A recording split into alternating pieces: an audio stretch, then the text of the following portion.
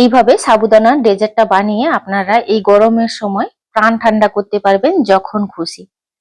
তো দেখতেই পাচ্ছেন কত সুন্দর হয়েছে সাবুদানাটা। দেখতে যতটা সুন্দর, খেতে কিন্তু তার থেকে অনেক বেশি সুন্দর। নমস্কার বন্ধুরা, আমার চ্যানেলে আপনাদের সবাইকে স্বাগত। সাবুর পায়েস আপনারা বিভিন্ন রকম ভাবে খেয়েছেন, তবে আজকে সাবুর পায়েসটি একদমই অন্যরকম। এই সময় কিন্তু খেতে ভীষণই ভালো লাগে, আর ঠান্ডা ঠান্ডা এমন একটা সাবুর ডেজার্ট থাকলে আর কোনো কথাই হতে পারে না। চলুন এত সুন্দর সাবুর পায়েসটা কিভাবে বানাচ্ছি দেখে নেওয়া যাক। এখানে আমি বড় দানা সাবু নিয়েছি। সাবুর পায়েসটা কিন্তু বড় দানা সাবু দিয়ে খেতে ভালো লাগে। তো সাবুদানাটা আমি ৩-৪ ঘন্টা আগে ভিজিয়ে রেখেছিলাম। কত সুন্দরভাবে ভিজে গেছে দেখুন। এইভাবে কিন্তু পুরো একদম সুন্দরভাবে ভিজে গেছে। সাবুদানাটা কড়াইতে প্রথমে দিয়ে দিচ্ছি জল সমেত।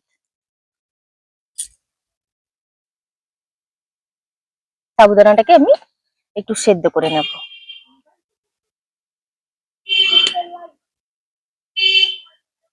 সাবুটাকে ১ ফুট খাইয়ে নিতে হবে। জাস্ট মানে সাবুটা গরম জলে দেওয়ার পর ২-৩ মিনিট রেখেছি। দেখুন অনেকটাই স্বচ্ছ হয়ে গেছে। এই অবস্থায় এইভাবে ছানটাতে ছেঁকে সরাসরি ঠান্ডা জলে দিয়ে দেব।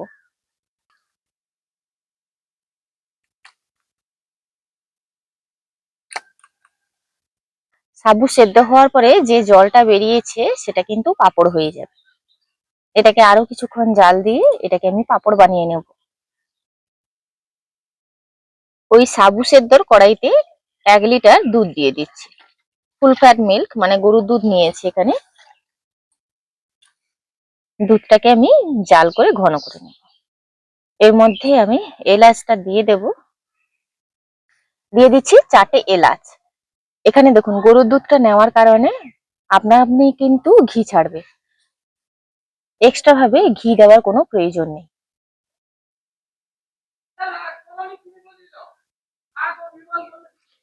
এবার এই ঠান্ডা জলে ভিজিয়ে রাখা সাবুদানাটা দিয়ে দেব।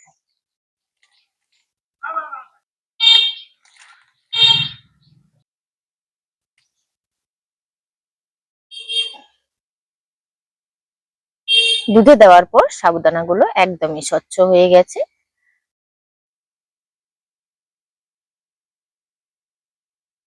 এখানে বাটিতে অল্প একটু জল নিয়েছি, 1 টিস্পুন নিয়েছি কাস্টার্ড পাউডার। এটাকে জলে গুলে নেব।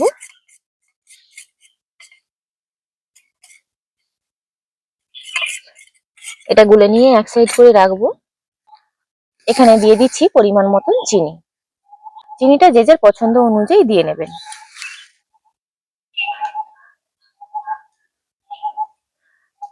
আরো কিছুক্ষণ জাল করে এটাকে ঘন করে নেব।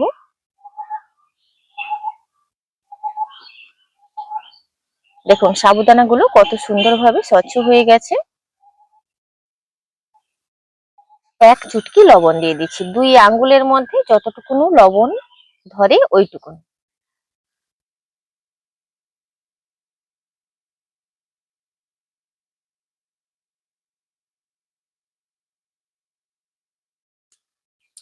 কিছুক্ষণ জাল করে নেওয়ার পর এখানে আমি কাস্টার্ড পাউডারটা যে গুলে রেখেছিলাম অল্প অল্প দেব আর মেলাতে থাকবো।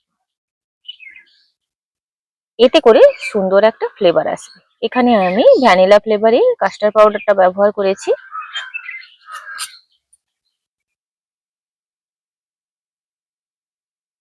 এতে চাইলে আপনারা কিন্তু বিভিন্ন ধরনের ড্রাই ফ্রুটস অ্যাড করতে পারেন, তবে আমি শেষে ব্যবহার করব।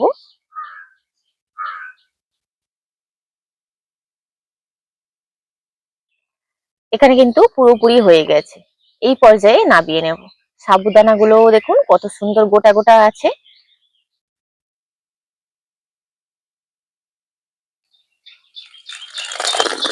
ওপর থেকে অল্প একটু পেস্তা বাদাম ছড়িয়ে দিচ্ছি।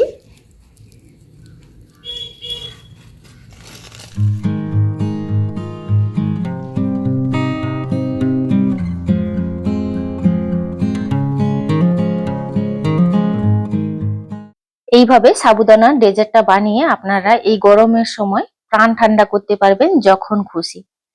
তো দেখতেই পাচ্ছেন কত সুন্দর হয়েছে সাবুদানাটা। দেখতে যতটা সুন্দর, খেতে কিন্তু তার থেকে অনেক বেশি সুন্দর।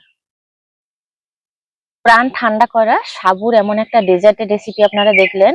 এই গরম পড়ার সঙ্গে সঙ্গেই কিন্তু ঠান্ডা জিনিস খেতে আমাদের ভীষণই ভালো লাগে। তো আপনারা কিন্তু এটাকে ফ্রিজে রেখে যখন খুশি খেতে পারবেন, অসম্ভব সুন্দর। আজকের ভিডিওটি এখানেই শেষ করছি, দেখা হচ্ছে পরবর্তী একটা নতুন পর্বে। ভিডিওটি ভালো লাগলে লাইক শেয়ার কমেন্ট করবেন। আপনারা সবাই ভালো থাকবেন, সুস্থ থাকবেন, সাবধানে থাকবেন।